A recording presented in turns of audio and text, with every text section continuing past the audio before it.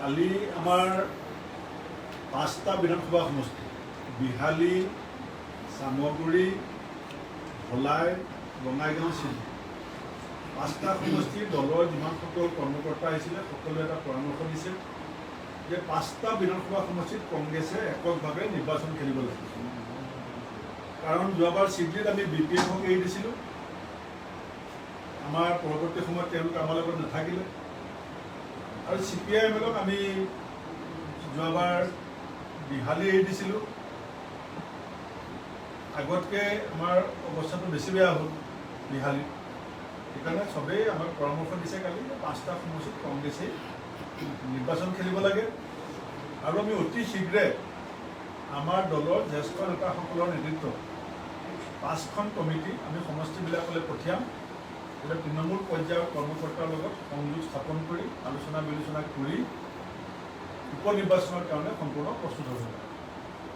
দ্বিতীয়তে কাৰ সম্পৰ্কটো আমাৰ দলৰ স্থিতি স্পষ্ট যে অসমৰ যিসকলক আমি থলুৱা বুলি কওঁ, আমি খিলঞ্জীয়াসকলৰ কথা কওঁ, আমি ভূমিপুত্ৰসকলৰ কথা কওঁ, কিন্তু আজি বিজেপি চৰকাৰে জাতি মাটি ভেটিৰ কথা কৈ নিৰ্বাচনৰ নামটো শৰাইঘাটৰ যুদ্ধ বুলি কৈ যি ধৰণে থলুৱা খিলঞ্জীয়া ভূমিপুত্ৰসকলৰ ক্ষতি হ'ব পৰা কামবিলাক কৰিবলৈ আৰম্ভ কৰিছে, এই কথাবিলাক কংগ্ৰেছ দলে আৰম্ভণিৰ পৰা বিৰোধিতা কৰি আহিছে।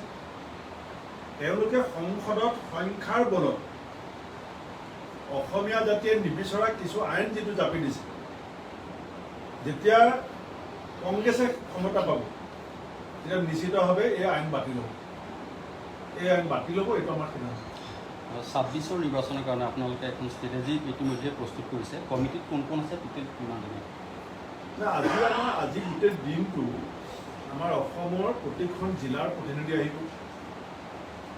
জিলাৰ প্ৰতিনিধিসকলৰ লগত প্ৰত্যেকখন জিলাৰ এজন বুথ প্ৰেচিডেণ্টক আমি মাতিছোঁ। এতিয়া 35গৰাকী বুথ প্ৰেচিডেণ্টক আহি থাকিব মিটিঙত। 35খন জিলাৰ পৰা আমাৰ সাংগঠনিক জিলা আমাৰ মণ্ডল প্ৰেচিডেণ্টটো আহিব। মণ্ডল প্ৰেচিডেণ্ট এজনকৈ এখন জিলাত, ব্লক সভাপতি এজনকৈ এখন জিলাত, জিলা সভাপতিটো আমাৰ এজনে থাকে। তেনেকৈ আমাৰ অন্যান্য যিখিনি বিভিন্ন শাখা সংগঠন আছে, ফ্ৰণ্টেল আছে, তাৰ প্ৰতিনিধিসকল আহি আজি জিতেন্দ্ৰ সিং ডাঙৰীয়াৰ উপস্থিতিত আমাৰ CLP লিডাৰ থাকিব, আপোনাৰ MP সকল থাকিব, আমাৰ যিসকল জ্যেষ্ঠ নেতাক তেওঁলোকে ক'ব জিলাবিলাকৰ পৰা আহি কি ধৰণে পদক্ষেপ গ্ৰহণ কৰিলে আগন্তুক দিনত কংগ্ৰেছ দলটো 2026ত ক্ষমতালৈ আহিব পাৰিব। কিন্তু জিলা ভিত্তিক পৰামৰ্শ, অঞ্চল ভিত্তিক পৰামৰ্শবিলাক তেওঁলোকে দিব। এইখিনি জুকিয়াই লৈ পেলাই কালিলৈ দিনতীয়াকৈ হোটেল লিলিত আমাৰ এখন joint PAC political affairs committee, সাংসদসকল থাকিব, বিধায়কসকল থাকিব, MP ইলেকশ্যনৰ কণ্টেষ্টিং কেণ্ডিডেটসকল থাকিব, আৰু কমিউনিটি ৱাইজ কেইজনমান